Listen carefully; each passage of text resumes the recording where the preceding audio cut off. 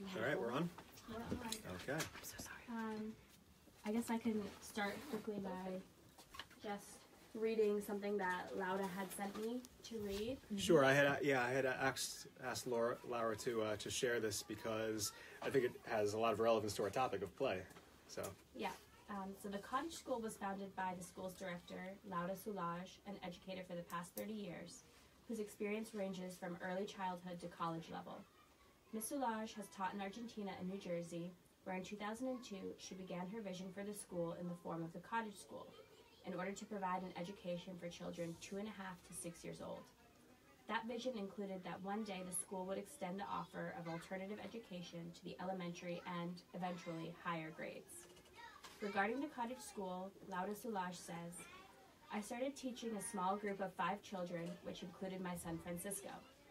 In 2002, I registered the school as the cottage school because we were working out of a cottage in a field, which belonged to the family of one of the students. It was a beautiful place. We would take long walks in the early morning and gather eggs to bake, which were still warm from the chicken house. Wow. The cottage school started out as a playgroup with Lauda's son and his friends that added a kindergarten later on. As the children grew, the parents took it the courage of sending their children to a play-based school without tests, grades, or textbooks. We added first and second grades. Today, the cottage school offers playgroup through 8th grade. It is a non-sectarian and non-selective multicultural learning community that values and fosters the children's spirit of discovery to sustain their innate abilities and passion for learning. The cottage school creates a non-competitive environment where creativity and the joy for learning are nurtured. So to me, it was kind of hard to envision talking about this topic of play without kind of pulling in the fact that this school was kind of founded on the idea of play and how play can promote learning and really just help with every facet of our children's development. So just quickly, typically when Laura's here, she will give a little introduction of me. So for anyone who might be watching online who has not been to one of my talks before, or for any of you who have not, I'll just quickly just tell you a little bit about myself so you kind of know where I'm coming from, what my background is. I'm a clinical psychologist. I'm currently working in private practice, mostly with kids and teenagers, but also some adults and families. I worked for a handful of years in various school settings as a school psychologist also. So I've worked at elementary, middle school, high school level. So I've worked with lots of different ages. So I think that's about enough. I mean, that's all you really need to know, I guess. So on Thursday, we began the discussion about play, and we talked a lot about structured versus unstructured play, the pros and cons, the benefits of both. We talked a lot about nature, getting out in nature and playing in nature and the value that can have for everyone, not just kids, but for all of us. And we spent some time also just as a group kind of discussing the differences between the way kids play today versus the way kids played a couple of decades ago or a couple of generations ago. We talked about our own play experiences also. So we had a lot of good discussion about the topic of play. There were some things that we didn't have time to get to. This is a big topic. So today is going to be kind of a part 2. I'm not going to necessarily reiterate all the things we talked about on Thursday, but I'll cover some different things today. So this is kind of a part 2. So for anyone who didn't get a chance to watch part 1, if you want to, you can access the part 1 and check that out also. Today I thought I would focus on, oh darn, I forgot the Play-Doh. Just dawned on me. I forgot the Play-Doh. I have mine. You have yours? Okay. All right, so people on Thursday got to play with Play-Doh. Sorry, guys, I forgot to play today. I guess we'll just get right to the serious stuff then.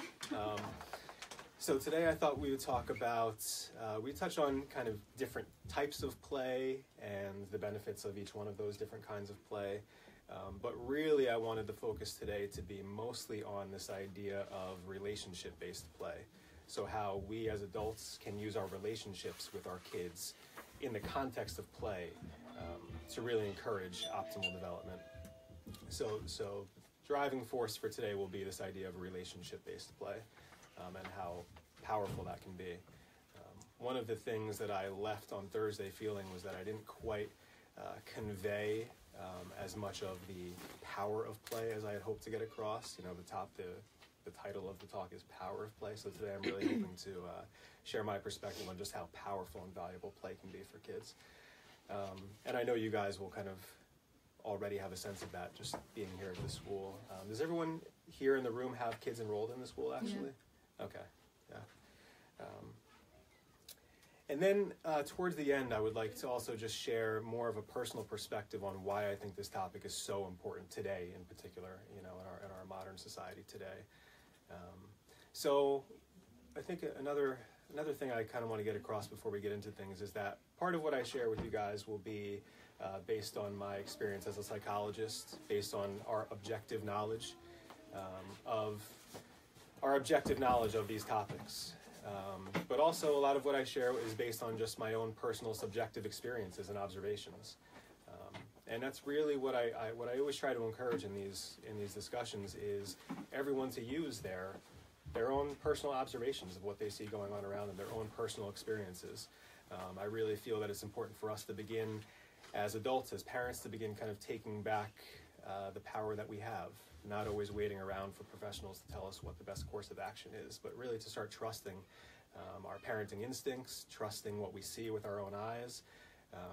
And so I won't really make too much of an effort to distinguish between the parts of what I share that are based on my knowledge as a psychologist versus what I'll share with you guys based on my kind of subjective experience and observations.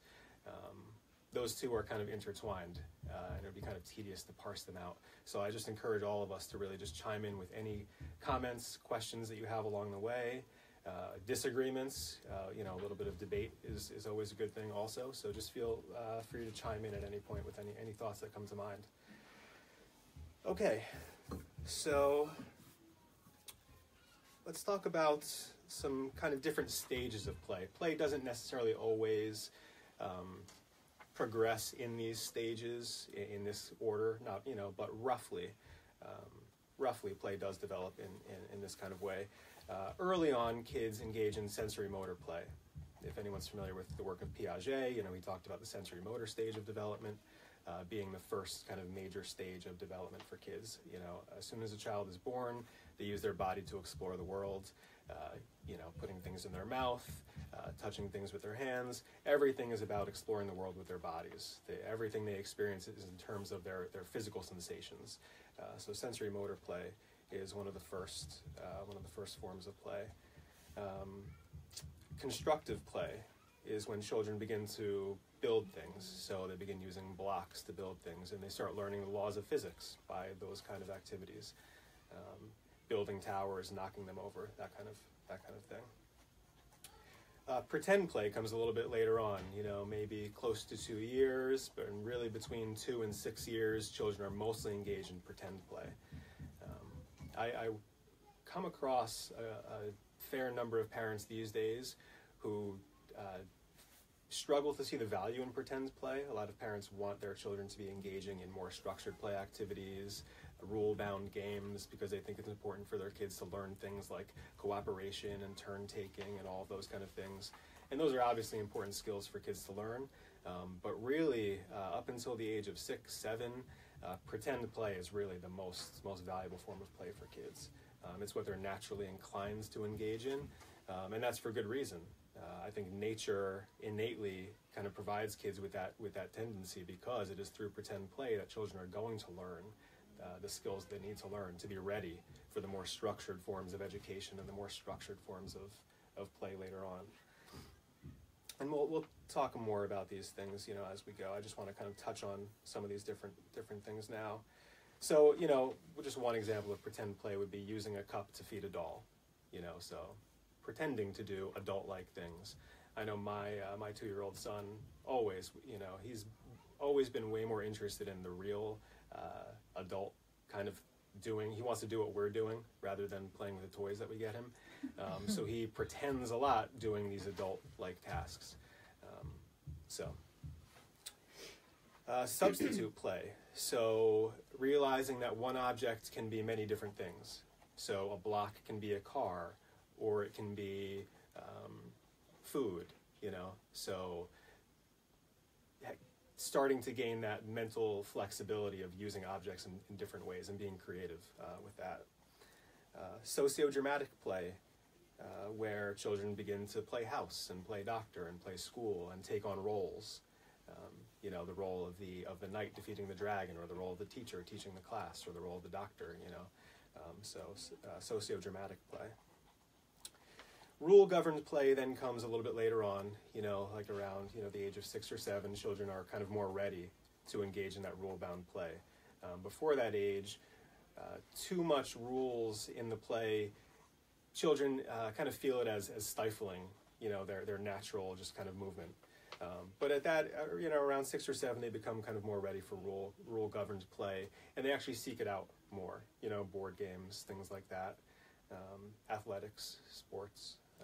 They start to kind of understand the need for rules, and they start seeking that kind of play out more independently.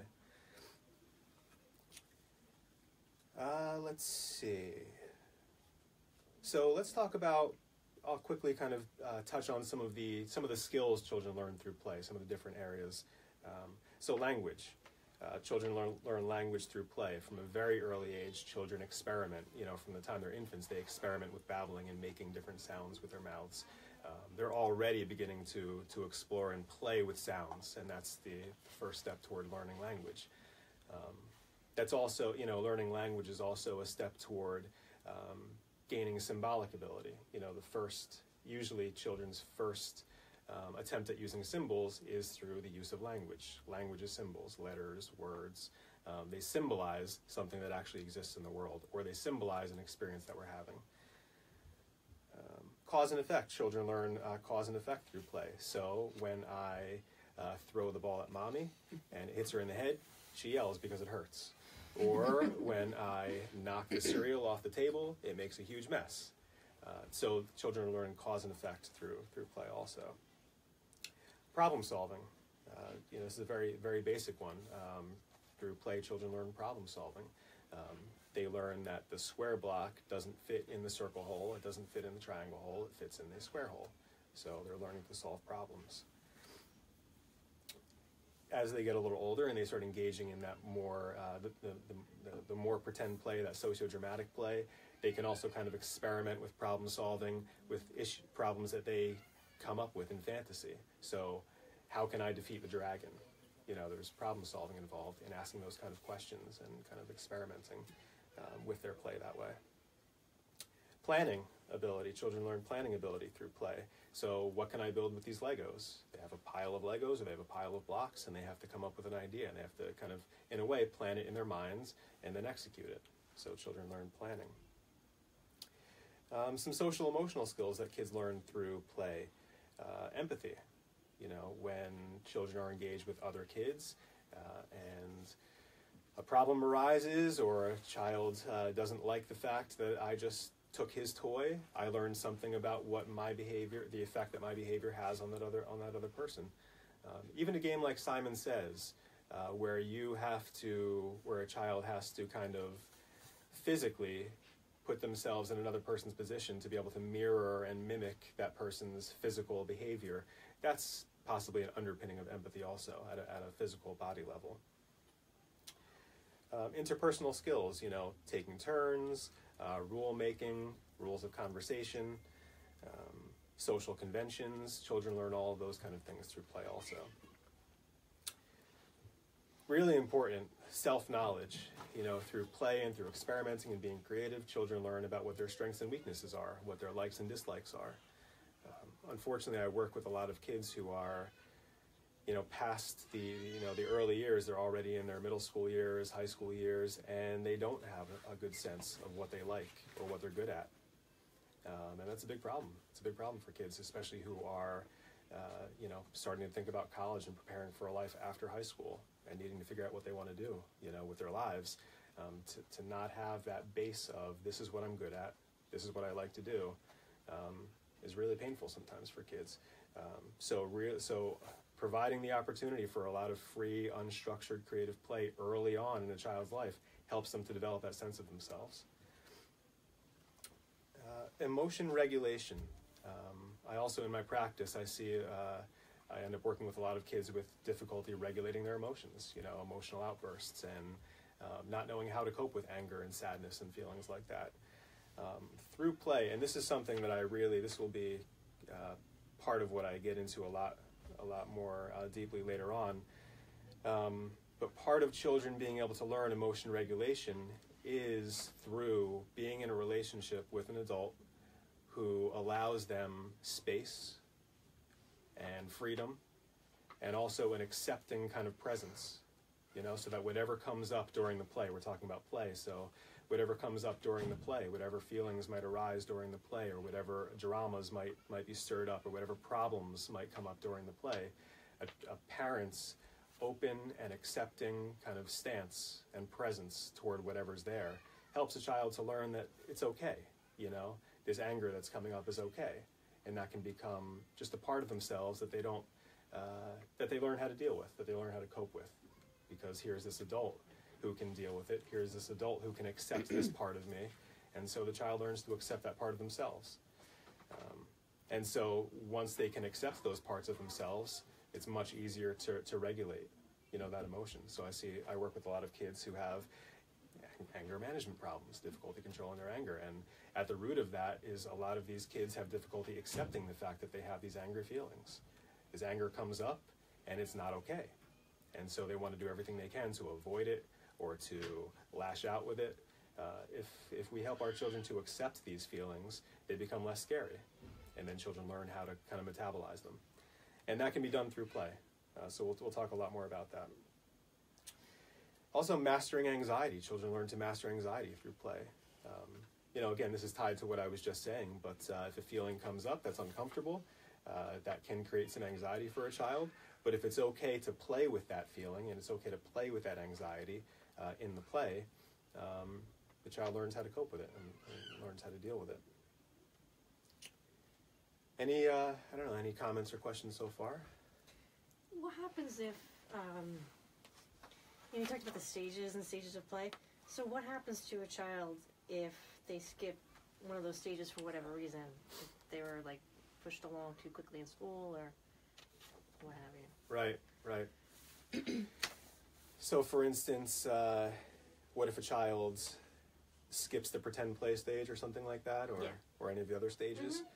Well, this is, my work with kids in the practice is to help children go back and relearn the skills that they didn't learn.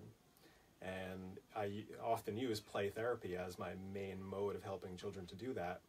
So you can go back. It's really never too late to kind of go back and have some of those experiences that allow you to gain those skills that you didn't gain. So I find a lot of 8, 9, 10-year-olds show up in my office and really don't know how to play. They don't know how, or even younger, honestly. I work with a lot of 6 and 7-year-olds who really don't know how to play. They don't know how to engage in creative pretend play.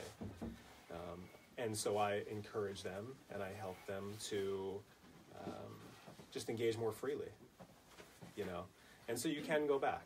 You can go back. You can encourage that sense of creativity and spontaneity through the use of play. So it is possible to do that. Did that help to answer your question at all? Yeah, or just maybe what would you just see a deficit in social skills if they skipped, say, whether it's sensory motor or and when we're talking about the pretend play, what would you see in a kid that would skip to one of those stages? It can manifest in a lot of different ways. I think actually a lot of the issues that kids end up presenting with by the time they're in late childhood, at least if they're coming to me for therapy, a lot of the issues they come in presenting with, whether it be the popular ones today are attentional issues. A lot of kids have a problem with attention and concentration and focus, emotion regulation, like we were talking about, and all of those things. Children develop all of those things early on if they're provided with an adequate nurturing play environment. So children learn focus and attention and concentration by being able to set their own course, while they play, being able to make their own decisions about what they play with, about the scenes, the stories they develop. It's really through letting children kind of lead themselves in a way early on, that they develop all these skills which we're finding kids lacking today, by the time they're in late childhood or middle school. So for instance, children who are not engaging in enough unstructured pretend play when they're young sometimes don't develop the focus, concentration, and ability to regulate their own attention that they end up having a lot of trouble with by the time they're in 5th grade, 6th grade.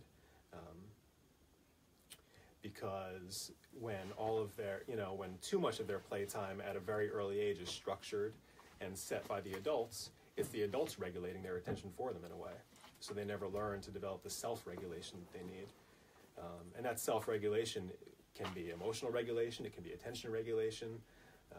So we really need to, early on, from the beginning, help children to take responsibility for leading their own development in a way. Does that make sense? Am I making sense? No, it does. Yeah. And then how does that lead into like executive functioning, or does it? Yeah, it does. The ability to regulate attention is one of the executive functions, and it's really at the heart of executive functioning. It's one of the primary ones. I mentioned planning. That's executive functioning. Organization, that's executive functioning. So I think that a lot of the executive functioning deficits that children are faced with today, some of them at least, stem from a deficit in early play, in early good creative pretend unstructured play. But there are a lot of other things and I'll talk more about this later, but there are a lot of other things in our society also which are going against our kids' ability to develop executive functions. You guys can probably already have guesses about what those things are, but we'll talk more about that. All right, let's see. We talked about some of this stuff last time. I'll try not to just redo what we did last time too much. I'll talk about some other kinds of play now. Let's see.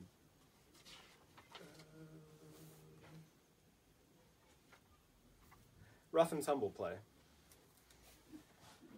Rough and tumble play is important, especially for kids who are physically inclined, to be that way. I was going to say boys in particular, but I hesitated. But then I said it anyway.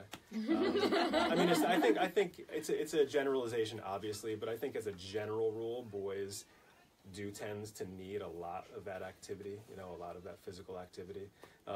But I know plenty of girls who are inclined that way also.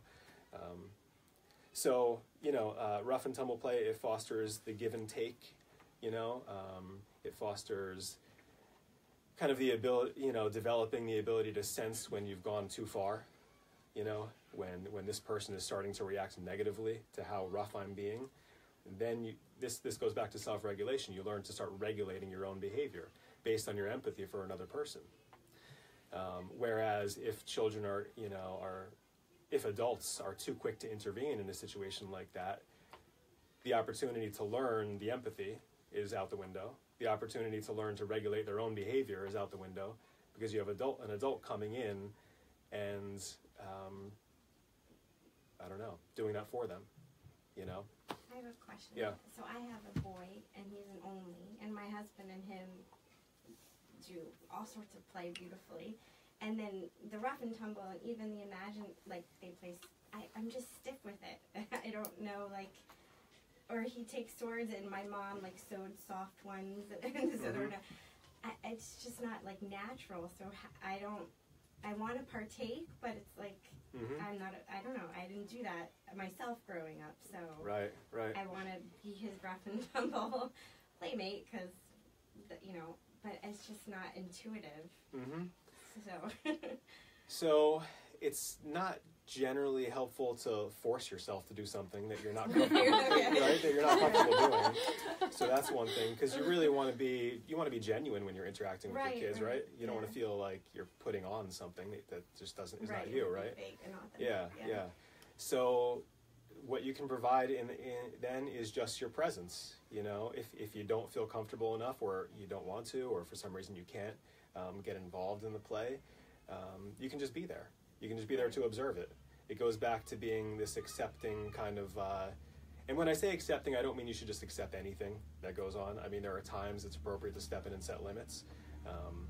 I'm not talking much about limit setting today, but it's more just that kind of open, accepting, compassionate kind of presence that you can provide, so that your child learns it's okay to kind of have these excited, big feelings, and it's okay to play with them, as long as I'm not hurting anyone. So you can still provide that even if you're not physically actually involved in the play, and that's a big thing. I think as adults we don't often realize how powerful our simple presence can be for our kids. We really undervalue ourselves in that way, but often that's all they need. They'll do the work on their own. They'll do, they just need us to kind of be there. Winnicott, is anyone familiar with Winnicott? Does that name ring a bell for anyone? Okay. He's was one of the most prominent child psychiatrists in England, and he wrote a lot about play. Actually, that was one of his big topics that he wrote a lot about was play, and he had this idea of the holding environment, and what he meant by the holding environment was an environment in which a child's feelings can be held by another person. Kind of what I picture is like, I don't know, a big bowl or something, that a child can put all their feelings in the bowl, present it to the adult, and the adult to say, this is all okay, this is all okay. So to provide that holding environment for a child, simply to explore, their inner world through play is a really powerful thing.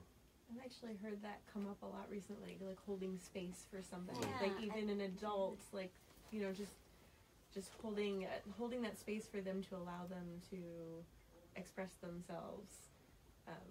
So it's interesting to hear you bring that up too. Right. But I wanted to say, Leah's an only. Right. I was amazing at imaginative play when I was younger. It was like my thing. Right. Not so much anymore. I have a lot of trouble engaging in that kind of play with Leah, but Jeremy does great. Like, Yeah, my husband does. yeah. that. So I've noticed that when Leah's looking for that kind of play, she'll look to him, but when she wants to play a board game or do like an art activity together, then she comes to me. Right. And we actually just set up in our extra bedroom a space for me to work, and we've also bought a desk for Leah for her to work as well, because Right. when we work, like she wants, and when I'm working, she wants to work with me. Near you. So she has like her own space in there, and I've got my own space. So when we're working together. So it's kind of neat. Like but it's interesting to see how she's sort of picked out like what each of our abilities are and interacting with that. Yeah, I have a hard time playing Star Wars with the sticks. Yeah. Do you mean lightsabers? Lightsabers, yeah. See, there's my deficit right out in the open. I actually send them outside, and I set limits. I'm like, you can't do it in the house, but I do let them do it outside. Because things do get whacked off the table. And they whack. So. I'm constantly yelling when Anish and Varad are doing their rough and tumble.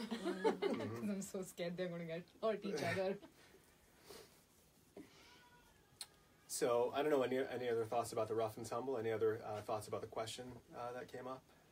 When should an adult intervene? Because I think I've read a lot about allowing the kids, like even in the playground at school, allowing the kids to work through what they're doing. I just love that too. Work through what they're doing. But when is it appropriate for an adult to intervene and say, okay, now that, like when it starts getting unsafe, or? Yeah, I don't know that there's necessarily one answer to that question. Okay. But yeah, I think safety would be one place. I mean, yeah, I guess true. Yeah, right. Yeah. Because I think as parents, like it's so easy. Not easy, but yeah, it is easy. Like you see your child engaging with another child in maybe a way that, I don't want to say inappropriate, but they're obviously working on something together. Like they're battling each other, they're working it through. Like, so we so much want to jump in, but I've also read that you don't want to jump in. You want them to work through that, and I think that happens a lot on the playground too. Like I think you guys sort of step back, right, to let them. Yeah, I mean, of course, we're always listening to make sure that, the words that are being used are, the proper, the vocabulary that's being used is the correct vocabulary for sorting out a problem, and it's not, all sort of reactive, but it's Right. also, listening, and there's a back and forth and a dialogue happening. But, we do try and allow us, within limits, like to a certain extent, to let the children sort of find their own way in sorting out a problem. You also, the topic of the day is not mindfulness, but I really enjoy talking about mindful parenting also. And it's in moments like that being mindful of your own reactions as an adult is really important. To know, to be able to pause for a moment before reacting to what you think you're seeing, Right. and reflect on, okay, why is it I'm responding in this moment? What am I feeling in this moment that's leading me to think that I need to intervene right now? And sometimes you may need to intervene, but sometimes you may find that you really don't need to intervene, that it was something of your own you were reacting to rather than what was happening. Yeah, is there a problem with the... No, Lara at home is just Oh. saying it's important to just be present for them, and it's great that parents can understand that they don't have to play with their kids. Right. So just being present. Right, exactly. Yeah. Okay, so Laura is with us. Yeah. I think Marilyn is watching too. Yeah. And I think, we all have we also have different levels of tolerance. Each one of us is different. Each one of us can tolerate different things and different amounts of different things. And so you also want to be genuine as a parent too. You don't want to let something go that you really is not okay with you. We all draw our lines in different places. But I think wherever you draw your line, and wherever you choose to intervene, it's more important how you intervene than whether or not you intervene. So there's a big difference between seeing something that a child's doing, making a decision that it needs to be stopped, and going in a punitive way and stopping the child, giving them the impression that their idea and that their idea was wrong, versus going in a way that conveys to the child, I'm not punishing your idea. I'm not punishing your initiative, but I am setting a limit because your behavior is becoming unsafe. I don't know if I don't think I did a good job of saying that clearly, but I think it's important that whenever we intervene with children, we let them know that the feeling they're having is okay, the way they might be expressing the feeling is not okay. And we need to help children make that distinction. So we need to be careful about the words we use, the tone of voice we use, the manner that we go in with when we intervene, because that's another big problem I see for a lot of kids, is that they don't have this ability to distinguish between feeling and action. So we need to help them do that early on. Feelings are okay. Not every action is okay. It's really important for them to get that distinction. At what point do you start to maybe have concerns about a child who has strong physical reactions with other children in the early childhood years, like 3 or 4, and they're not able to kind of integrate into the play? At what point do you start to worry about like a sensory integration disorder or getting a sensory evaluation? Oh, that's sensory integration issues. It's not necessarily my area of specialty. I mean, although a lot of the kids that show up in my office with ADHD-like issues often also have sensory issues. It's kind of a package that often goes together. I really think it just depends on knowing your particular child, noticing whether there's been any like kind of drastic changes, or whether they're kind of consistent in their way of responding to sensory stimulation. If there was like a drastic change all of a sudden, that might be a sign that it might be worth consulting with someone or getting it looked at. But if it's been something that's kind of been there and it's just been more of a gradual kind of progression, it's never too early to consult with someone. You also want to be careful though to not. I know it's a tricky line. It really is a tricky line. You don't want to over respond to things early on, because I find the more intervention that ends up happening early on, the more issues you end up finding. Also, intervention leads to more intervention almost. So you don't want to be overreactive with how much you intervene and seek intervention. But yeah, I don't know. I don't know that I can give a great answer to that question. I just think it depends on knowing your child, your particular child. Does anyone else have any experience with sensory issues or have any thoughts on that, perspective on that? Our son has a lot of sensory sensitivities, and so I think just kind of like learning to, instead of it seeing as not defect, but like a negative, now I'm trying to see it as like he's so intuitive and he's just more aware of his environment, any little change in anything. But I'm noticing how just intuitive he is, more so than maybe some other children. So more seeing it as a strength sometimes instead of a quote weakness. Right. The first thing, maybe this will help answer your question a little bit. The first thing that I personally would do, if I had a child that I thought was experiencing some sensory issues, would probably be to consult with a holistic healthcare practitioner, like a naturopathic doctor, something like that. A lot of the more recent research is showing that underlying sensory issues is often a physiological imbalance of some kinds, especially gut issues, are often tied to sensory issues, attention issues, things like that. So I think it's okay to consult with someone along those lines, You know what I think is good? The consult is better for you or the parent. I feel like the times that I've done that, it was better for me to understand how to help Leo more. So, I don't know if that helps you or not. I know. I'm just also Ryan was very at a young age, very tactile, very physical, and he aged out of a lot of stuff. It was interesting. There was a lot of things we saw that we thought might have been issues, and they just aged out of them. It was just his course. Lara says to bring them to the cottage school, which helps with sensory integration. There you go. Yeah, there's so much like you go for therapy and do all this stuff, and it's like, but then it's like you let your kid like take a break from therapy and you send them horseback riding and swimming and whatever, and it's like, wow, he's had so much growth, but he hasn't been in therapy.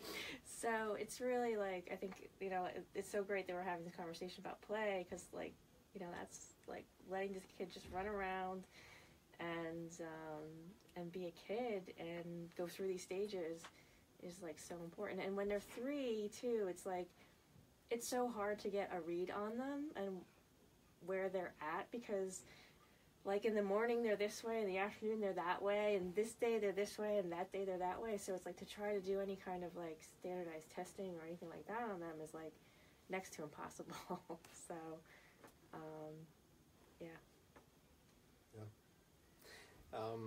I'd like to share some personal examples of things that I've observed with my son. This is, I guess, an opportunity for me to talk about my son, but also I think there are some really as I was preparing for this talk, there were some really kind of clear examples of some of the kinds of play that I've been talking about. So one of the things I mentioned earlier was that play helps children to distinguish between feeling and behavior, potentially. Another thing is that play helps children to distinguish between fantasy and reality. That's something some kids struggle to distinguish, as they grow up, 5, 6, 7, some kids really still struggle to distinguish, 8 years old, still struggle to distinguish the line between fantasy and reality. By engaging in pretend play, they're able to kind of, to learn that for themselves. One example of this that I saw with my son Liam was, earlier on, he was fascinated with the vacuum. I think there was something about the noise of the vacuum that he was both terrified of and excited by and intrigued by. And I think playing with the vacuum was a way that he kind of overcame that fear in a way, and mastered that fear of this big loud noise, this thing that sucks things up, He kind of mastered it by playing with the vacuum. I'm not advocating this necessarily for anyone else. I realize we all, like we said before, we all have our lines that we draw in different places. Many friends of mine have told me that my line is way too far out there, But anyway, so what he would do was he would alternate between plugging in the vacuum, turning it on. Yeah, exactly. I know plugs. I know, very bad. I was right there with him. So anyway, he would plug in the vacuum, turn it on, use it actually, and then he'd unplug it, and then he'd make the noise himself. And he would vacuum by making noise, and then he'd plug it in again and turn it on and use it for real, and then he'd unplug it and make the sound himself. So he was really going back and forth between doing it for real and doing it for pretend, doing it for real, doing it for pretend. And I feel like for him, that was part of the process of learning the difference between fantasy and reality. What is actual vacuuming versus what is pretend vacuuming. I mentioned earlier that play can help kids to deal with anxiety. So Liam is of the age where, we're kind of toying with the idea, beginning to talk about potty training. We have a potty in the house, that maybe he'll use sometimes, maybe he won't.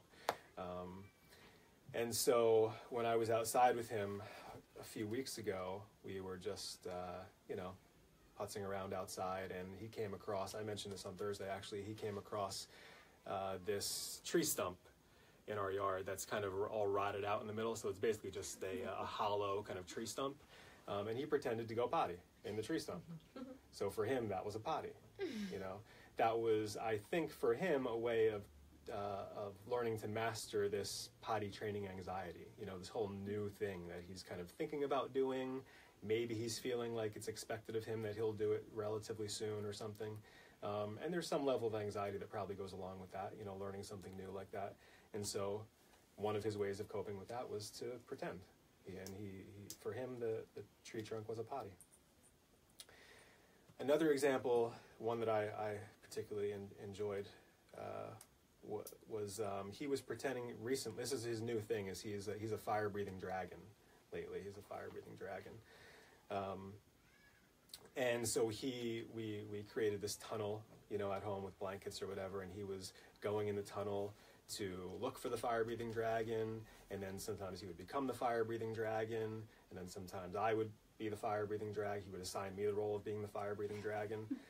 And for kids of his age, he's 2, he's really starting to gain a sense of his inner world a little bit. He's starting to get a little bit more self-reflective. He's kind of out of the stage of feeling completely connected to mom, as, up until about the age of 1, kids don't have a clear distinction between themselves and mom. It's almost like there's still that symbiotic kind of, relationship. But by 2, kids are firmly realizing that they are separate. They're independent. They can make their own choices. Their life doesn't depend on mom, and so that can be kind of a scary thing for kids to come to that realization. A lot of anxiety can be stirred up, just realizing that sense of separateness. And by conquering a fire-breathing dragon or becoming this fire-breathing dragon, I think that's a way that he's kind of just managing this general kind of anxiety that comes up at this age.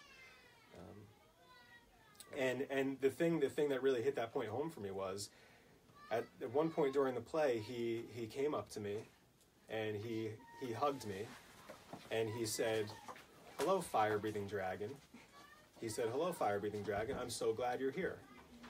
So in that moment, he was able to, at an emotional level, embrace the dragon, embrace this scary, anxiety-provoking dragon. Someone on Thursday asked me for Lara asked me for an example of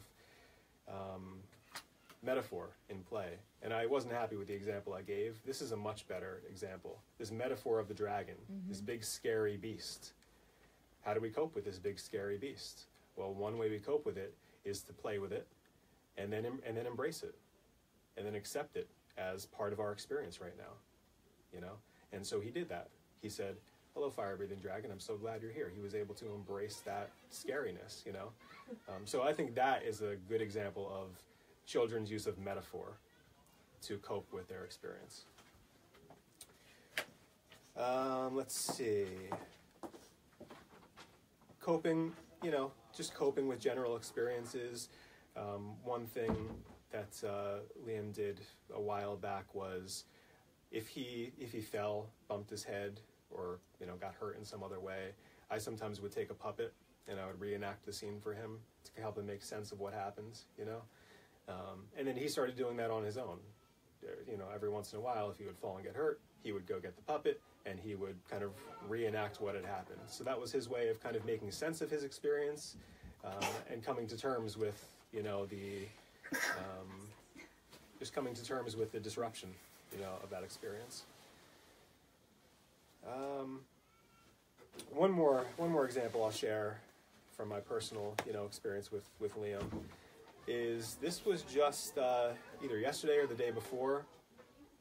Yeah, it was a couple days ago. There's a particular drawer in our kitchen that we don't let him go in. There are things in there we don't want him getting, but of course he loves trying to go in that drawer. So the other day I was stopping him from going in the drawer, and he was having a full-out, 2-year-old tantrum. Just probably the biggest one he's ever had. It was a straight 20, 30 minutes of just melting down, just completely tantruming like crazy. And all I did was provide my my presence. I just stayed quiet. I set the limit. I kept the drawer closed. He was there at my ankles, pulling at my legs, screaming and yelling, crying, melting down. After about 20, 30 minutes, I guess he had had enough. He went off. Oh my God, that's a long time. Yeah, it was a long time. Hats off to you for keeping so calm. No, it was I a would long have time. probably And started yelling No, it in took- like the first 5 minutes. No, it took a lot. It took a lot to not do that. It took a lot to not do that. And I wasn't sure. I wasn't sure what I should be doing, really. I wasn't sure if I should just ride this out or if I should intervene or redirect him in some way. I really wasn't sure, but I decided for whatever reason to just let's see what happens. I want to see how long he's going to go here. Wow. That's the value of not intervening, is when you don't intervene, you get to see what the child will do on their own. And that provides you with a lot of information. Is this a child that's going to tantrum for 2 hours, or is this a child who after 10 minutes is going to be okay? There's a lot of information we miss when we intervene too quickly. So I decided to ride it out and see what happens. So after about half an hour, he stopped, he got up, he walked off, he went into his playroom and just played by himself for 10, 15 minutes. I was like, okay, thank God that's over. And what I overheard him doing in the playroom by himself was, I don't know what he was using, but I just was listening to him, and he was saying something about, he was enacting this scene of someone being reprimanded. He was like, don't you ever do that again. Do you know how to listen? He was saying these kind of things to whoever it was, I hadn't said those things to him during this tantrum, but anyway, he was doing this. After about 10 or 15 minutes of listening to him do this, he came back to me, and in the calmest, most rational tone of voice, he came up to me and he said, why can I not go in that drawer? And I gave him an answer. And he thought about it. He was very thoughtful. He reflected on it for a moment.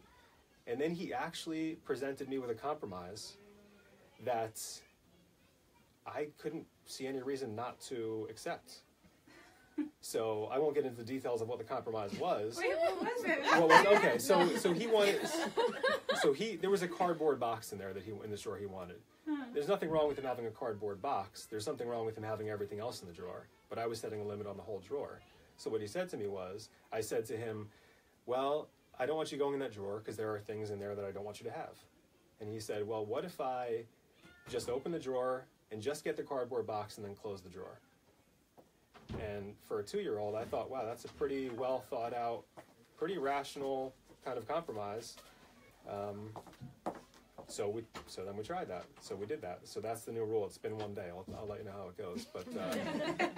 But anyway, the point is, I think it was the play in between the tantrum episode and then this very nice conversation that the two of us had. It was the play in between that he was able to process the experience. He was able to work through work through that issue of having been stopped, maybe reprimanded in his mind, the limit having been set, the frustration of dealing with that. It was that play that allowed him, I think, to come back to me in a much calmer way, having thought about it, So I thought that was just such a profound moment of how children will use play to solve their own problems. I don't know. Does anyone think I'm just way stretching that too much? No, I thought that was awesome, actually. Yeah. I really appreciated that. No, Joseph does that. I can hear him up in his room, and he has all the stuffed animals out, and I know what happened at school that day because he's like, whatever conflict was happening at school that day, he's talking about, and he's talking to Tigger, no, you can't do that, Tigger. and like telling this one to apologize to that one, and there's a whole thing that's going on that it's really kind of cool. Yeah, it's a beautiful thing, really, because sometimes we don't have to do as much of the direct teaching about those things as we think we do. You know, they kind of work it out. You know, sometimes.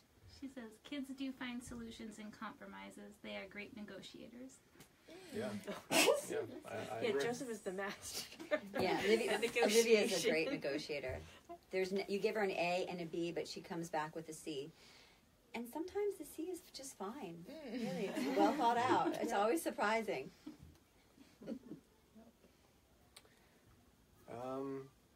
Okay, any other questions, comments before we move on to the next part? In the next part, I really want to talk about, I want to get into this idea of child-led relationship-based play. How are we doing on time, Jessica? It's 10:22. And we go to 11? Okay, good, we got some time. So I will be getting into a specific kind of play, child-led relationship-based play. I want to spend some time talking about that. But before we do, any other questions or comments on what we've talked about so far? Okay. I did, by the way, I gave you guys a couple of articles. A couple of them are from the Natural Awakenings magazine. I like that magazine. And so there's a couple articles on play, just different kind of perspectives on play, which I thought were kind of interesting. And there's something in here, too, about simplicity parenting, right? The author of Simplicity Parenting, or even an excerpt from the book, Laura was telling me about it, which is something that we recommend to parents here often, and I'm sure a lot of you are familiar with it. We did a workshop on it last year. I'm not sure if we recorded it, but if we did, I can email it out to everybody. Yeah. We may have not, but there's definitely a PowerPoint that we use. So. And then the other thing that I included for you guys in the handouts is this page that I typed up for this unstructured child-led play, which we'll talk about now. And I've already really been touching on it, so it's going to sound familiar to you. But really what I mean by child-led play is where we allow the child to lead the play, where we are providing our presence. And when I say presence, I really mean a mindful presence. I really mean a presence in which we are kind of in touch with what we're experiencing in the moment, so that we're not reacting to our own feelings rather than what's actually happening, so that we're in touch with what's going on inside of us.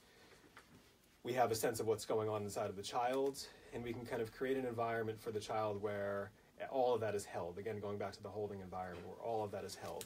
What's going on in me is here, what's going on in you is here, and it's all okay. And then within that space, allowing the child to really take the lead and direct where the play is going. The benefits of doing this is that, when a child is allowed to take the lead, they can decide what's important for them to communicate to us. So they will often communicate things they don't have words for. So rather than engaging a child, verbally, sometimes just allowing this space for free play, the child has the opportunity to communicate to us in whatever other way they find works for them. Maybe by drawing a picture, maybe by creating a story, maybe by using figures and enacting a scene with the figures. So really allowing them the freedom to choose what is the best way for you to communicate what it is you want me to know right now. And often children are not doing this at a conscious level. They don't realize sometimes that they are communicating, but they are. Play is always, maybe not. I don't know always, but most of the time it's a communication of sorts. And if we can remain present and open without doing too much intervening, without interjecting too much of ourselves, without taking the lead in the play, then we have all that energy to carefully observe what the child is communicating. And that process can lead to a better understanding of the child's perspective. It can lead to more empathy for the child, and it will give us a lot of information that we can use to know how to intervene in future situations. I have a question about that. Yeah. How does that sort of play into then when it's not an adult that they're playing with, when it's with a child? So I have a newly 5-year-old daughter, and she is very self-confident, self-assured, the like, she's not bossy, she's the boss is like her mantra, you know? So sometimes when I'm playing with her in these sort of imaginary things, you know, she's the child who, welcome to my restaurant, pick any seat. Nope, not that one. You know, what would you like? Coffee. We don't have that today. What else would you like? Right. How about a cheese sandwich instead? Like, she's not having a problem taking a lead in playing at all. But I worry then, how does that, when she's with another child, do children just kind of figure that out themselves, right? Or is she, I just worry about having the girl that's going to be telling everybody else, like, what to do and where to go. When she's older, yes, I will love this trait in her, but when she's 5, you know, I don't want her to be the, like, mean girl in the playground telling everybody that they're doing her game the way she wants, or they're not playing. Right, right. No, that's a great question. Before I respond, does anyone else have any thoughts on that, or? I have the same problem. Oh, you do? Okay. I feel like I was that person. Right. I don't know if I was the mean girl on the playground Right. at all, but I think that I was the oldest. Is she the oldest? She's not. She's the youngest. Okay. Out of 2. Yeah. But, I think that maybe I at some point I started to recognize that, like, you know, like I would like have a whole play in my head, and then I would want everybody to act it out. I would want to be the lead, and then I'd like right, and that's a good example. She'll say that to me. She'll say, I'm going to say this to you, and then you're going to say that to me. So it's like the opposite. I mean, it's like child-led play, like on steroids, right? It is like, I can't even make up my own line of what I'm going to say in this, like. So, and that's the thing, it's just with another child, though. That's fine with me, right? We think it's, like, fun and endearing, but when she's with another child and she says that, I worry that either one, it's a child who is not so confident, and that child's just going to go along with whatever she says, or she's with another child who is going to be that way, and then it's going to be like, which I guess they'll figure it out, right? Then they figure that out. I mean, there's lots of learning opportunities there for the kids involved. You know, she's only, first of all, she's 5. She's only 5, right? So she's got time to grow and mature. Also, you know, here at this school, kids have the opportunity to engage with older kids, right? There are times that they're with older kids. So those are really good opportunities. She won't be able to do that necessarily with the older kids. So she may be doing that at home with you, but here she'll kind of learn how to fall in line sometimes, or how to follow another kid's lead, you know. So she's probably doing different things in different places. You know, kids today are so, from such an early age, not necessarily kids who go to the school, which is an amazing thing. But kids from such an early age, generally today, so much of what they do is dictated by outside influences. So much of what they do is dictated by adults. You know, so I think it's important for kids to have experiences where they feel in control. And to you, maybe it feels like an extreme amount of control that she needs, telling you what to say, what not to say, where to sit, what to order, all that kind of stuff. But I think that's probably okay, you know, for her to gain a sense of some control over her life, over decisions that she makes, you know. And I think it's probably something that she'll learn how to navigate. You know, she'll learn when and where it's appropriate to be the boss, you know. That's what I was going to say. Like, at some point I realized that, like, the kids weren't really that into doing it my way. I laughed a little. I mean, like, right? So fun. A lot of room to learn compromise, too, in that situation. Right. When I was telling Jess that I was having this problem with Leah when we were coming over to your house, and so we were going over to Jess's house like a week or so ago, and I was just gently reminding Leah that sometimes Miles, Jess's younger, wants to, you know, partake in play, and he should be included, and, you know, because we don't want to make him feel bad, because, you know, you want to do things your way or whatever. So she said, okay, I'll tell Connor that too. No. You don't need to tell Connor that. I'm sure Connor already knows. I'm just gently reminding you that it's not always the way you want to do things. You know, sometimes other people want to partake and have ideas as well. So I try, and even if she's playing with me, she'll do the same thing. Like, this is what you should say. Right. I'll say to her, you know what, like, and I give her the opportunity to have control. I'm not always trying to wrestle control, but sometimes I just say to her, you know what, I don't want to say that. I want to say this. Yeah, and I think that's okay too. I'm not. Yeah, and that's a great point. Actually, I should clarify, because I'm not advocating taking this child-led stance 24 hours a day every day. Right. No, I'm saying there are times that doing this can really fill a child with a sense of competence and confidence about themselves. But then there are other times where it's okay to teach lessons about these things, right? Claire was yeah. asking about your other children or child.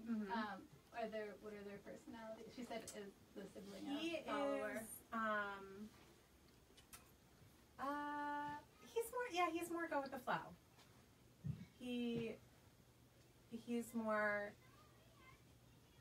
I don't want to say easy, but like he goes with the flow, and like, you know, he's okay with like a give and take in all relationships, whereas look, I think it's probably like your daughter too. I feel like she came out of the womb like, and I just always knew it was going to be like a control issue with the two of us, didn't I? So I think that was probably like, that's part of it with her. No, he's more go with the flow with stuff like that. I really liked how you talked about rough and tumble, because my children are 5 and 6, and so they are rough and tumble. Like, I grew up playing rough and tumble with my brother, and I think my husband and I tend to do things like that too with them. Like, people thought we were crazy because we used to have the kids like jump on the bed and do dance parties right before bedtime, and so sometimes I worry, like, if that rough and tumble play is okay, or just because maybe we didn't, like, will they grow up being like somehow rougher physically or whatever. So it was really nice to hear you say that. But yeah, he's more go with the flow. I mean, he'll give it back to her. You know, he won't always say to her, oh sure, like, I'll sit here and do whatever you say at all. Like, not at all, you know. And he will say, like, then I don't want to play with you because I want to be able to order my own things or whatever. So I guess they figure it out. Like, and I think that's why a school environment is just really good for her, because she walks in and the teacher will say, now it's time for morning meeting, and she's not able to say, like, oh no, or like, I'm in order, or whatever, you know what I mean, the jobs and stuff. Like, she has to learn a little bit of that. So I guess school provides that structure, and that sort of, you don't always get your way, like. Right. Lara says, I think parents need to take the lead when they feel it's necessary. Kids feel safe with boundaries. Yeah, right. Yeah, so there's definitely it goes back to, you know, to your point, which is that, you know, there's a balance. There always has to be a balance. There have to be times when the child feels like they're allowed to take the lead, and then there are times when the adults take the lead too, you know, so it's not one or the other. One thing you can do that maybe strikes a balance, a compromise between the two, is, you know, when you're playing store or whatever, you know, whatever you're playing, it's okay for you sometimes to voice your frustration about not being able to order what you came in to order. Right. because part of what she's not only, because I have a feeling she's not only playing that way because she wants to be in charge. She may also be playing that way so she can deal with the feelings that she sometimes has of being frustrated by not getting what she wants. So she's actually, in a way, she's providing you with an opportunity to reflect back to her, what is it like to be in that position of being the one who showed up to order chocolate milkshake, and you're out of chocolate milkshakes, or whatever, you know what I mean? Yeah. So you can say, well, yeah, so it's okay to assert yourself sometimes too, and to make it okay to voice those kind of feelings. Okay. You know? Because that gives, when we're able to do that, it gives children permission also to voice their feelings. So, yeah. So speaking of that, the next point I had actually was that this child-led play shows respect for the child. You know, it really conveys a sense of respect that they are, you know, an equal part in this. I think children often have the experience of not being equals, you know, with adults, because in a lot of ways they're not, you know, physically they're not equals, but at an emotional level, at a mental level, I think that they should, you know, that they are equals. They're a human being, you know, they're a person in their own right, and by allowing them to lead the way and to teach us You know, it really conveys a sense of respect for their personhood, you know, which I think goes a long way towards establishing their confidence and their resilience, you know, as they grow. So what I have here is my feelings are okay and I'm okay is kind of the sense that kids get when we allow them this kind of space. You know, I'm okay and my feelings are okay. Children, I also wrote down, children are very sensitive to subtle suggestions that their feelings are not okay. The kids are very tuned into that. They're very tuned into which feelings adults are okay with and which feelings adults are not okay with. So during the course of play, I see a lot of kids that end up in my office when I watch them play and interact with their parents. I often see parents say things like, if the child is doing something scary or aggressive with a doll or something, or the doll is acting angry, the parent will say something like, oh, he's not really angry, right? Because those kind of feelings, those kind of expressions of emotion, sometimes, you know, stir us up a little bit. They make us a little bit uncomfortable. And if we're not careful about how we react to that, we can subtly give the child the impression that those feelings are not okay. Oh, it's not okay that the doll is angry, so it's not okay that I'm angry. I guess anger's not okay. That's so interesting. And then a lot of issues. If that's a message, even if it's very subtle, I know it's not done aggressively, but if that's a message that a child gets repeatedly during the early years, they don't learn how to cope with those kind of feelings. So, right. What's the best way then to deal with? Because I feel like my daughter still can have angry outbursts sometimes, more when she's tired, which I think is just typical, but I don't know how to deal with it. You know what I mean? Like when she gets angry and frustrated and has like an outburst, I all of a sudden it's different than a temper tantrum. If she's having a temper tantrum, I can control myself better. But if she's just having like an angry outburst, like I can't control, like I have trouble controlling my reaction to that, because like I go into defensive mode or angry mode, and I don't want to do that, but I don't necessarily know, like if she's not liking something I'm telling her, like you need to eat 5 more bites of your dinner, I don't know if that's normally it, but, and she gets angry and upset about it, and, you know, I know we've done these positive discipline things with Lara, like, is it best to sit there and say, I understand that you're angry and frustrated, but this is what I would like you to do, or, like, how do you allow them to have that outburst and feel safe? I don't know. Am I coming across? Yeah. I don't know what I'm supposed to do sometimes. Yeah, it's really tricky to know what to do. And again, I don't think there's one answer for every situation. I think it depends on who you are, who the child is, what's happening in the moment. Like, it really depends, because everybody, what would be an appropriate way for me to respond would not necessarily be appropriate for you, you know, because our lines are maybe in different places, you know. Right. And our values may be in slightly different places too, and that's okay. That's, you know. But I think one of the foundational things you can do first is to reflect to the child what the feeling is that they're experiencing. I think you can never really go wrong with doing that. Okay. I see how angry you are, or you are really angry at me right now because I won't let you have this, or whatever, you know. So I think first and foremost you can always do that. Once you've done that, once you kind of let them know that you understand what they're experiencing a little bit, then if you have to set a limit, then you set a limit. If you are worked up to the point where you're not going to be able to engage in a productive way and you need some space, then I think that's what you need to do also. Sometimes what I say to Liam is, when you're ready for whatever it is you want, or when you're ready to talk to me, you'll show me by calming down, when you're calm. And then you just move away. Because in situations like that, sometimes we get caught in a lot of back and forth with the child and a lot of negotiating and we end up reinforcing, that the kid gets a lot of attention, for this kind of behavior. So sometimes if you need to just get some space and move away, then that's okay too. And that's good modeling also, because you're taking care of yourself and you are doing something that you need to do so that you don't overreact and say or do something that you're going to regret later on. So that's actually good modeling to do that. I've actually told her that mommy needs a timeout a couple of times. Yeah. Like, mommy needs some timeout. I need to go into that other room. That actually worked, but yeah, sometimes I just don't know what I'm supposed to do. Like, I know I'm supposed to let her feel what she's feeling and allow her to get it out and accept it, but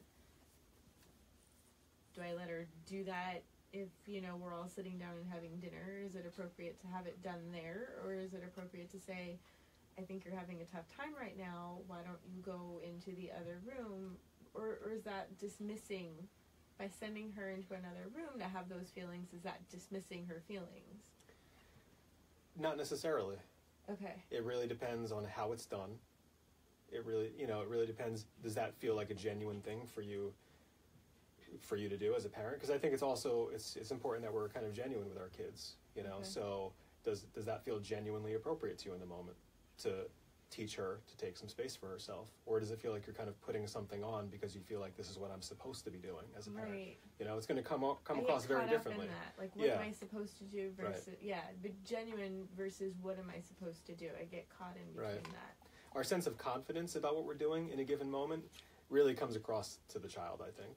So if we are not feeling confident about the way we're choosing to intervene, then maybe that's not the right move for us, you know. So, yeah, I mean, that we could really unpack that one for a while, I know. you know. It's about play, not about discipline. Yeah. But yeah, Right. okay. And when I talk about this this child-led play, this is something that I encourage, you know, people who bring their kids to my office. This is something I often encourage parents to do with their kids for like a short period of time on a daily basis. You know, again, this child-led play is not something to do 24 hours a day. You know, there are times when it's perfectly appropriate to just have fun and engage with your kid and be fully a part of the process and inject your own ideas and all of that, you know, and help make decisions about where the story goes and what happens. There are times that's totally appropriate. But what I sometimes recommend to parents is, you know, 15 minutes, half an hour a day, or if you can only do it once a week, you know, set aside 30 minutes a week where it's special time, where it's going to be totally up to the child to decide what to do. And for that period of time, they have that experience, you know. Another thing that does is it helps to teach children that their inner feelings and that their inner experiences as well as their behaviors have meaning, that it's meaningful. You know, we don't just go around kind of acting however for no good reason. You know, our behaviors, the choices we make, you know, with our behaviors are tied to inner experiences that we're having. So it helps to give the child a sense of there being meaning to what they're feeling, what they're experiencing, what they're choosing to do, you know, with their time, that it's meaningful. One of the issues that I see a lot of teenagers facing today is a lack of meaning. You know, there's not a whole lot of, they don't feel a whole lot of meaning or purpose in what it is that they're doing on a daily basis. And I think that stems from, you know, 15 years or 16 years of experience, not having much choice, not being very self-directed, you know. So this idea of allowing a child some experience with being self-directed, I think, is really important for establishing a sense of meaning and purpose. Also, it improves, I think, social skills, self-esteem, attention, language. I've kind of touched on those things. Acceptance of feelings, distinguishing between feelings and actions, self-confidence, and also, again, just to reiterate a point I already made, is it really helps us to gain a deeper understanding of the child. There's a lot of information we get when we watch what a child does on their own, you know, which we wouldn't have otherwise. So, if you are going to engage in this kind of unstructured child-led play, there are some do's and don'ts. I'm not a big do's and don'ts person, but in this case, there are some do's and don'ts. One good thing to do is to, rather than just sit there silently which maybe you've gotten the impression that I'm telling you just to sit there silently and just don't do anything at all. But one thing you can do is to reflect back to the child what they're telling you, so as they're, creating the story, or as they're, navigating with the car or the people or whatever, and they're telling you what's happening, you can reflect some of that back to them, just to let them know that you're listening, you're attuned, you kind of get what's happening. And also their feelings too.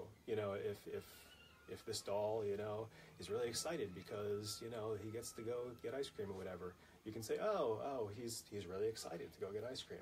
So reflecting back to the child a bit of what they're telling you just lets them know that you're really following, that you're really tuned in.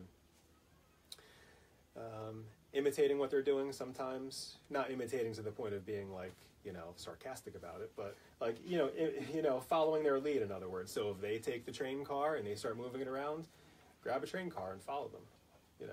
If they start, drawing something, you can draw with them. You can draw also, Describing what's happening.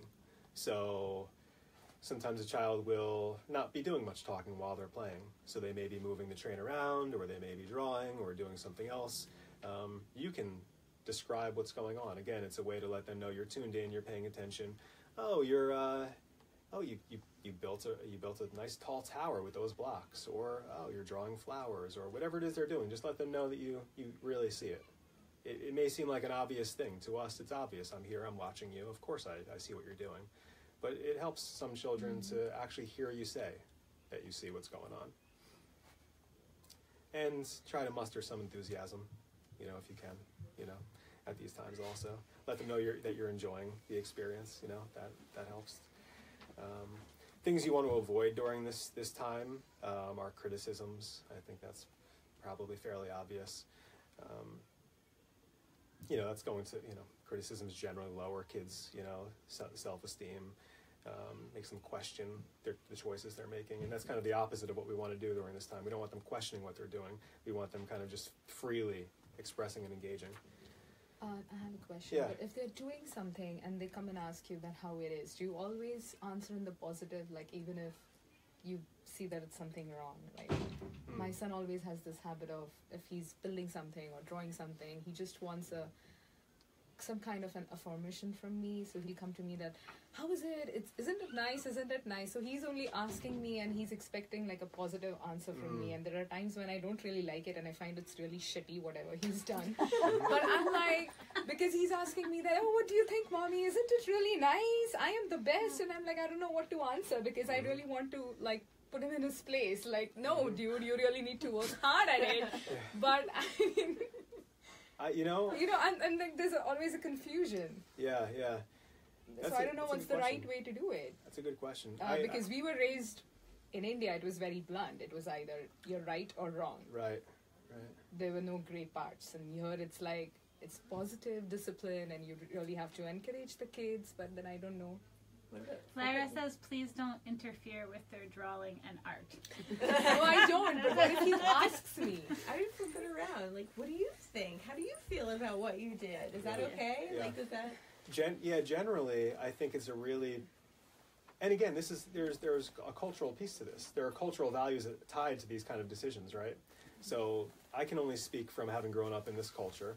And so from my perspective, what's often valuable for kids is to put the locus of evaluation, that's kind of a technical word. Yeah, back on them. Like children often just look to the outside world for affirmation constantly. What happens when there's not someone there to provide that affirmation of you? Then what are you left with? So it really one of the biggest parts of this whole play, thing for me is to help children to develop an internal, to evaluate themselves, to give them the control over evaluating what they think is good or not good enough. So that's not an answer necessarily, but if there are ways for us to put back on them the responsibility for deciding what's good enough for them, I think that's generally a good thing to do. Also, I was recently reading Carl Rogers. Anybody know Carl Rogers at all? Another really famous American psychologist, actually, and he was talking about the distinction between putting our judgment on children as far as what's good and bad versus speaking from our own perspective about what we like and dislike. And there's a subtle but I think important distinction there. So I think there are times that it's okay for us to say what we like, or, we can say, I don't like your behavior right now, for instance, but that's different than saying your behavior is bad. Right? That judgment of good and bad, many of us as adults can relate to this. Those judgments of good and bad that we have kind of soaked in over the years, those become our shoulds and shouldn'ts when we're older. And those shoulds and shouldn'ts really sometimes wreak havoc on our ability to make decisions, to know what's the right thing to do. So as much as we can avoid judgment and evaluation about good and bad in those black and white terms, I think we should generally try to do that. But I think maybe there are times it's okay to say, I don't really like that, but it doesn't mean that you don't. It doesn't mean that you don't like it. Like, you can like it. We don't both have to like the same thing. Does that make any sense? Lara says, yes, it is an answer. Just ask them what they think. Yeah, I mean, most of the time I'll say that, oh yeah, it's great, I love it. But then sometimes I definitely don't say that it's bad. But I just then keep quiet because I'm like, I don't want to say out there that I don't like it. Yeah. So I just keep quiet and then okay, and then he'll ask me a couple of more times and then he'll just keep quiet and get back at whatever he's doing. Right. I like Lara's I think that's suggestion really cool. a lot. Yeah. I think it's always okay to just put the question back on them. What do you think of it? Yeah, I'll do that next time. Yeah. Or even just like meet it with the enthusiasm, like, oh wow, tell me about that. Like, what were you trying to do here? Like, and then you're not placing any of your judgment on it, and they can give you a more elaborate answer. It practices language skills. Right. Well, I think kind of the opposite thing happened with me yesterday with Joseph, and there's the paintings that he's done here. 2 of them I hung up on the refrigerator, and one was coming down, so he was hanging it back up again. And while he's hanging it back up, he was asking me about it. He's like, well, what do you like about this picture? So I had to go into this talk about the colors and whatever. And I was like, well, what do you like about it? So we kind of got into this conversation about, critiquing his work. And, then he was talking about what he was trying to do with, it was kind of a neat thing, but it was still like getting into the qualities of what he did as opposed to just a blanket judgment on the whole work. Yeah. Leah says, I don't remember what it was specifically, but she said something to me last week. Oh, this is going to make Daddy really happy. And I said, well, does it make you happy? It's hard to, I forget what it was. It was like she made something, and she's like, this is going to make Daddy really happy. Okay, well, that's really nice, but does it make you happy? Like, you should do it for you, not Daddy. Or both. Kids often want to please. They want to please us. They want to. They want to know that what they've done is good in our eyes. But we just have to find a balance. Yeah. So they're not always looking to us to evaluate. Yeah, that's that balance thing again, and But I also think too, like when Joseph was asking me about his work and like what I liked about it, it was as if he was questioning like that I always say his work is beautiful. Yeah. So kind of like the opposite can happen. Yeah. Like if you give them too much praise, they're just gonna like not believe you anymore. Because like, how could you possibly think that this like whatever is good when they get older? So. Yeah. Right. And they could begin to wonder how much they can really trust, what you're telling them. Mm-hmm. Because it can't possibly be true that everything is always good, right? So, yeah. All right, we're probably close to the end of our time. I'd like to, right? 5 more minutes. Okay, that should be perfect timing for... I really wanted to end by really hitting home kind of what again, getting back to the title, the power of play, just how powerful this is and how important a topic like this is. And I was disappointed on Thursday that I didn't say this, and I think part of the reason I didn't say it was because I was kind of hesitant to even bring it up, because it may, at first, maybe it sounds like I'm coming out of left field, but I think given the climate of today and given, the events, in the media recently with the latest shooting, but all the shootings that have been going on, I really think it's important that we are talking about these things, that we're getting together and talking about these things. And I don't necessarily find many opportunities to get together with people and really have discussions about these topics. And it's vital that we do. So I'm going to use this opportunity to kind of tie this in a little bit. And I'm going to tie play into it also. Often when these school shootings happen or any other tragic event that involves kids, goes on, we leave it to the media, we leave it to government officials, we leave it to politicians to kind of figure out what to do about all of it. And generally, the avenues that those sources take to figure these things out is to debate about guns are the problem, or guns are not the problem, or drugs are the problem, or drugs are not the problem, or it's this or it's that.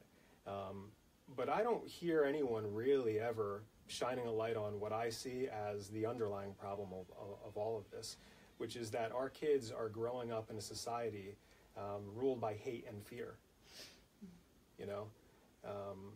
Kids who grow up feeling safe and loved and compassionate, those are not the kids running around shooting up schools. But right now we live in a world, we live in a society, in a very media-saturated, media-driven society where we turn on the TV and our politicians are talking about, are just presenting us with fear-mongering messages. Kids now with the screens too, they're just inundated with all of these scary and hate-filled messages, images and messages constantly. Not to mention the fact that being on the screens doesn't allow them to develop the social skills they need. So of course, by the time they're teenagers, they've been filled up with this hate and fear and don't have skills to know how to interact with people.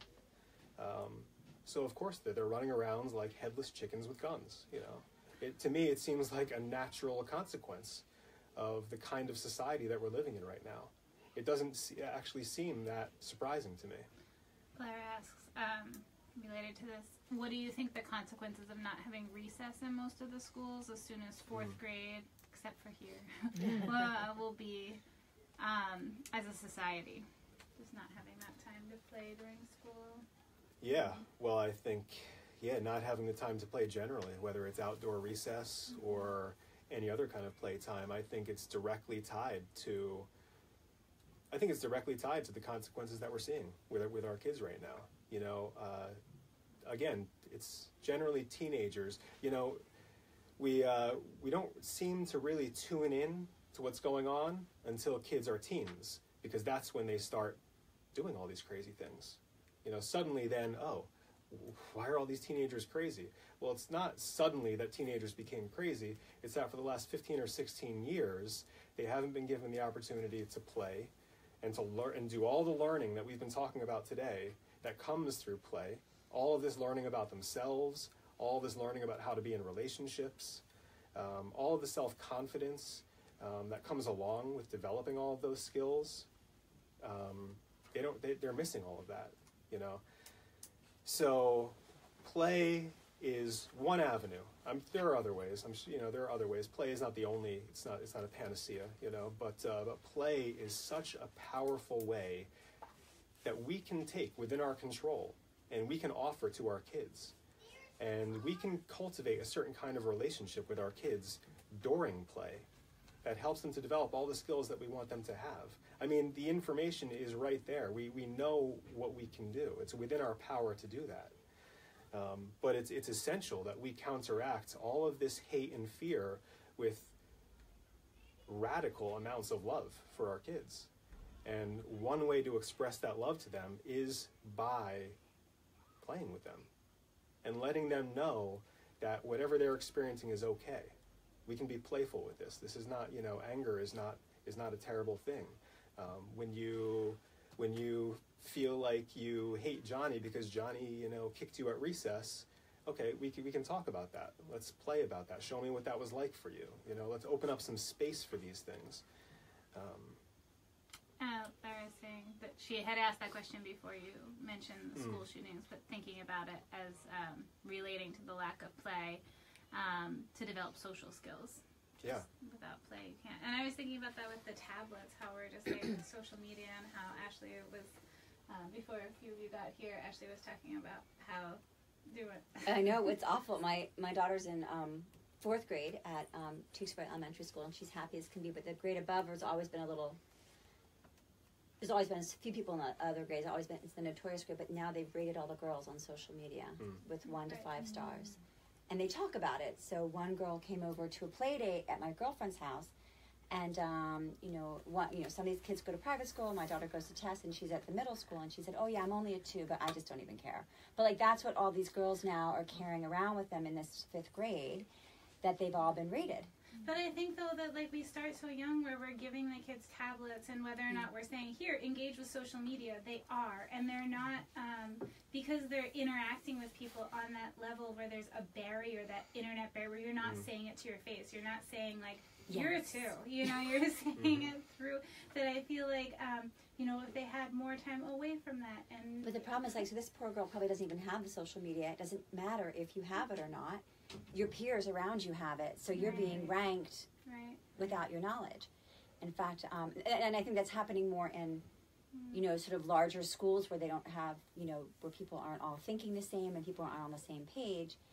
And that's what's so sad, is that I can withhold all the social media from Olivia that I want, or have it very controlled into an artistic setting at home, but doesn't mean she's not going to get ranked by somebody on some media platform. And that's what to me is also so frightening. Is like, I can try so hard, and I will avoid it, and she will not have it, and I have like a parent pact with her 2 best friends. Like all parents, we're all like, no, we will all decide together when they get phones way down the road. We'll be the last ones. But it still doesn't mean that they're not going to get ranked. Yeah. And that's what's so sad and scary. What is the district doing about that, though? I think they are intervening now, but I think, at that point, if you're somebody who doesn't even have the app or a phone, but you already know you're a 2, I mean, it's a little too late, right? Because they've already been labeled. Yeah, I mean, there's ways that they should be heading it off with like character education from from the time the kids enter the district, but then also when those things pop up, they should be proactive about that and all the anti-bullying legislation that we have. I mean, that's a big HIB issue. Yeah, it is. It absolutely. And it doesn't matter if this happening off of school grounds. It still is covered by HIB. But that, I think, when you're talking about hate and fear mongering, there's rage and outrage, and there's shame. And so I find that these children are growing up with rage, outrage, shame, fear, and hate. And the shaming is I think, is paralyzing. And so this particular child is very strong and self-confident, but not every child's going to be like that when they get labeled. But isn't that, I guess a question for you, isn't that like maybe she's not, a time when the child is going to learn she has it in her subconscious, how to deal with the situation and how to process that by how the adults in their life, and that includes like the administrators and the teachers deal with it. If the administrators and the teachers say that this is unacceptable and do try to intervene in some way, aren't they going? I mean, that's gonna help the child who's a target process it, but it's also gonna help the children who are targeting the other ones, right? Yes. This is a really tricky issue because it's really important how adults decide to intervene in these situations. Sometimes what I've seen is that there's an overemphasis in a way on tracking down the bully. It almost becomes like a witch hunt for the bullying. Yeah. As if bullying is something we can eradicate. Right. And it's not a bad thing to set limits on the bully, but sometimes we do that so much that we lose sight of the child in front of us who is the shamed one, who is the one who is suffering, and it almost becomes more important to us to punish the bully than it is to address this child's emotional needs. So it really just depends. It really depends how it's done. Listen, what do you call it? I forget what you call it. It's when you put the two people together in a room and then they work it out. I forget the name of it. Conflict resolution. It's conflict resolution. It's restorative justice. So it's like and so actually some districts do have like a restorative justice model that they use in their discipline. But I mean, that idea of like, we're not just going to punish the bully and then forget about the kid. I mean, my son was in conflict with another boy in his old school, and it just kind of festered for years, and it was just like the two of them were kind of on completely different pages. And nobody ever sat the two of them down, and they were kind of just like misreading each other's social cues. And then nobody ever sat the two of them down, because when they were able to work it out, they liked each other, and they had moments where they got along. So nobody ever sat the two of them down in a room and said, and like helped explain like what was different about how the two of them were communicating, so that they could get along. So like that kind of helping these kids process that kind of interaction never happened, which I think is not happening. One of the great things about kids is how flexible they are, actually. Like, they can go from hating someone else to the next day they're friends. Right. So sometimes, helping them to just make that switch. Yeah. I want to leave with one more. Yeah, was there something? Oh, she asks if you might want to schedule a workshop on bullying and the use of technology. Yeah, I would love to. Sure. Okay. Just pencil that down. And then just before we close up, I just wanted to let you guys know that we have 3 workshops coming up. Waiting for Superman, the current state of education in America, the documentary that we'll discuss. Positive discipline, which is always our really popular one. And poetry appreciation. So all the dates are right here. If anyone, I know a lot of you have it, but if you guys want to take it, they're right here. And okay, and then now you can. Okay, yeah. Just one more point about the play, just to bring it back to play for a moment. And one concept that I haven't really mentioned yet, although it's been there, kind of, along the way, is that it's through this kind of unstructured, imaginative, child-led play, especially all kinds of play, but especially this kind of play, that children come to know their own minds and to have their own minds, and to have a sense of their own personal perspective. And I think it is absolutely vital that we are raising children to have minds of their own, so that they can notice propaganda when they see it. So that when they turn on the news and they realize that it's just one horrible story after another, after another, after another, followed a lot of times by commercials for medication, by the way. That they're able to, no, seriously, if you turn on Fox News, it's basically one terrible story, followed by a pharmaceutical commercial, followed by another terrible story, followed by another pharmaceutical commercial, And so it is vital that we raise children that have minds of their own, so they can see through that kind of fear-mongering and propaganda, so that they don't take it so personally, and so they can find another way. One of the reasons when I first was preparing for today, I thought about leading with this whole school shooting kind of thing. I thought about starting with that today, and it didn't really feel right. And I realized afterwards that it didn't feel right, because I wanted you guys to have a sense. I wanted you to have your own thoughts and your own sense of this whole topic of play and this child-led play before I introduced this scary thing. Because when we're presented with a scary image first, it makes us so much more vulnerable and susceptible to whatever message comes next. And I really wanted you guys to have your own sense of this, to disagree or to agree or disagree with me on your own terms, rather than start off with the fear and then tell you, oh, this is a fix for the fear. Because if you watch the news, that's what it is. It's fear, followed by a fix for the fear, followed by more fear, followed by a fix for the fear. And so we're raising a society of people that are looking for fixes for all these things that they're supposed to be afraid of. And I don't really think that's a healthy environment for our kids. How much do you think the violent video games that we have currently, like all the games that kids are playing, are all about shooting and killing each other and all that stuff, play a role in, these violent thoughts that teenagers are getting and going out there and shooting? And if they do play a role, how do you curb them? Because I have a 7-year-old, and in 5 years he's probably going to want to play one of these video games. Right now he doesn't play any. Then I don't know what's going to happen when he's in his teens. Mm-hmm. So what are your thoughts on that? That has been a question that people have been struggling to answer for like the last 3 decades, ever since video games. No, seriously, ever since video games have been popular, this has been the age-old question about what effect these video games are having. Is it okay to play violent video games? Is it not okay to play violent video games? I don't have an answer to that question. It depends on the kid. Some kids are going to be more affected than others. I think if kids are just getting some aggression out and having a bit of fantasy with a violent game, but they're not watching the news and they're not getting the constant text updates on their phone every time there's an abduction or a fire somewhere or something else terrible just happens, then okay, because it's kind of like, it's in one area of their life. But if it's the violent video games piled on top of everything else that they're exposed to, then maybe not. It's really, I don't really have an answer to that question. I think we each have to answer that question for ourselves, at this point, because there's no, as far as I know, there's no kind of, no one has come up with a concrete answer to that question. There are no regulations too, I guess. Hmm? There are no regulations too. Like kids are playing. What was that game where these teenagers were like, the end of the game is committing suicide? Oh, really? What? Yeah, no, it was like, there was this game that a lot of I'm kids gonna go in move into, like, a Europe and somewhere else Somebody- were playing.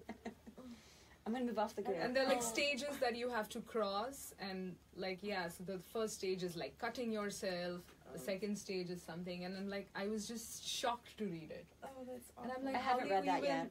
regulate all that as a parent? I think I mean, not have video. My response, like my gut is like, no video games. Yeah, at exactly. I think that it does desensitize kids to violence, especially as video games are getting more and more realistic. It was one thing when it was like Nintendo, Miss Pac-Man. and I was playing Contra, if anybody has any idea what that is. Mhm. And, these little 8-bit figures that look in no way realistic, shooting little red fireballs and stuff. That's a lot different than, like, the games now, which are just, literally, you're in a war simulation. The Army uses video games to simulate war as part of the training. Wow. So, actually, I'm coming, I said a moment ago, there's no answer to this question, but actually, I'm already starting to convince myself. Milo, one of my teachers here, he has another job and he takes care of someone who's addicted to video games. Mm. It's like, I think they just made that a diagnosis, right? Like, Oh. I don't know if it's officially yet, is it? But it's going to be. Yeah. It's going to be if it's not already. I Definitely. think it's also, granted, a 5 and a 6-year-old who don't play video games yet, but I think it's also talking to them, right? And figuring out, like, wow, I see that you're playing this and that looks like really scary to me. How does that make you feel when you're doing that? Like, and kind of checking in with them and seeing, like, is there empathy there? Is there like or is there I don't know, when you look at, I think, a lot of these people who have, committed these really heinous shooting crimes, I think there is a pattern of somebody not ever checking in with those kids, and not being in tune to what those kids were doing, and not having like a good pulse on just their, mental state. So while I will, probably not purchase some like grand mass shooting video game for my children, I know that they will maybe go over to a friend's house that will have Absolutely. it, or they You can't will, control that, right? like that just happens. And I don't believe in totally saying to my kids, like, you can't have something, because I think then the second I'm gone, they're going to do it times 10. So I think checking in with them and just kind of seeing, like, ooh, when I even see that, like, it just really makes me uncomfortable. How does that make you feel, like, when you're playing it? And just kind of checking in. And if there's not empathy being shown, or there's not a kind of, then maybe, seeking out, a mental health provider or something for them to kind of see, okay, what's going on here? Because I think that, to me, there's a pattern of the, like, absentee parenting in all of this. Yeah, I agree. I think it really has to do with, like, how much empathy has your child been able to, build up or acquire, whatever, and how much do you model of that at home in terms of, like, is it okay to be watching, like, a violent movie or whatever it is, and how does that, and then if that's what you have in your, and then if when they get to make their own choices, then if you've kind of set an example that that's okay, then it's going to be okay. But you know, if you're not, I mean, we're all here in cottage school, and you know, it's not that. That's not. I don't think that's the choices that we're making for our kids. So, I have less worry. I mean, actually, like to take Joseph to the game vault in Morristown, and he loves the pinball games. And I was playing a video game that I used to play when I was in college. And while he was playing pinball, I thought I'd be done before he was. And he came over, and it was a shooting game or something. And he came over, and he was watching me play it, and I was like, oh no. And then I asked him, well, do you want to play it? And he said no. So, you know, I think that's part of it. I'm swooping in at the end. So, how are you guys? Milo actually works with someone that has an addiction to video games. Yeah. Laura wanted me to mention it because I had talked to her about it. But I don't know if any of you, if all of you might not know, I have another job where I work in a group home. And so I work with mentally ill adults. And we have a student who just came through who, very bright kid. He was basically a semester away from finishing college, very articulate, etc. And his main issues are behavioral, and the main genesis of his problems are because he had a very severe addiction to video games. When he was in high school, apparently he would do things like sneak down to the basement and stay up all night playing these, you know, really extremely violent video games. And he would go to school and he would be falling asleep in class, and they thought he had some sort of a sleep disorder. And so he went to all these doctors for this. But lo and behold, he knew, you know, inside his secret was that he was, you know, highly addicted to these video games. But they really ended up, I guess, shaping his personality and his view of the world and the way he interacts with people and the way he perceives things, etc., to the point where he has this very sort of obsessive compulsive nature that is, I guess, reminiscent of a lot of the things that, you know, have to do with, you know, playing video games for 20-hour stretches at a time. And so it's really, really awful because, like I said, he's an incredibly bright kid. And, you know, from my perspective, you know, if this didn't occur, he would probably, like, be a well-adjusted adult finishing college and going on to grad school and et cetera, because he has a very high IQ, and he's so she wanted me to talk to you guys about that, just as I guess part of, you know, it's part of our culture nowadays, and some kids become sort of overwhelmed with it because it's so, you know, it can be such a controlling factor in people's lives. And so I'm working with an extreme case of that, and so she wanted me just to come in and it's extremely sad. Yeah. So I mean, most of the people I work with have like a mental illness diagnosis, like schizophrenia, etc. So his is actually technically OCD. Okay. And from what I understand from reading his background and stuff, there was none of this going on until prior to his addiction to video games. And the addiction to the video game almost rewired, I guess, his way of thinking. Exactly. Did it give him a lack of empathy as well? And more of an aggressive behavior? I don't know about aggressive behavior, but it's sort of a very sort of aloofness to him. You know what I mean? Yes. There's not like a personable sort of connectedness. Everything's very like he seems very like in his own like sort of realm, if you will, you know. So that's one thing I've noticed, that socially he's very awkward, because I think that he didn't spend these really formative, important years in high school when you're making such important bonds, and your body's changing, and you know, everything's so intense. But like, you know, as we know, a lot of our best friends or relationships were formed in high school because everything is so important, you know. And I don't think he had the chance to do that or go through that whole process of like, you know, emotional connections and stuff with people that become so important when he's like, you know, going through, you know, all these changes and becoming an adult. And so he almost missed that whole part. And so there's also a part of him that's very childish, you know, because he basically, you know, stagnated his whole emotional growth, you know, by not being able to go through all those important connections. It's like an AI reality. Yeah, it's really shocking, you know, to see the effect that, you know, I guess addictions in general can take a real toll on people, but you don't think, oh gosh, someone who's addicted to video games, you know, what can become of it? But, you know. And I can see how some people have different personality traits that would lend them to be more addicted than others. So, not that they're not to validate their existence at all, but just some can probably get completely sucked in and go. So, anyway, I don't know if you guys have any questions about him or. I wonder also about like a traumatic, almost like a PTSD reaction that maybe somebody might have to playing that kind of game, you know, continuously, you know. Just faced with the violence of it, taking part in the violence of it, actually, you know, like maybe there's a mini kind of like traumatic response also that certain people have. That's really interesting. I wonder. You know. Okay, I'm gonna stop the recording.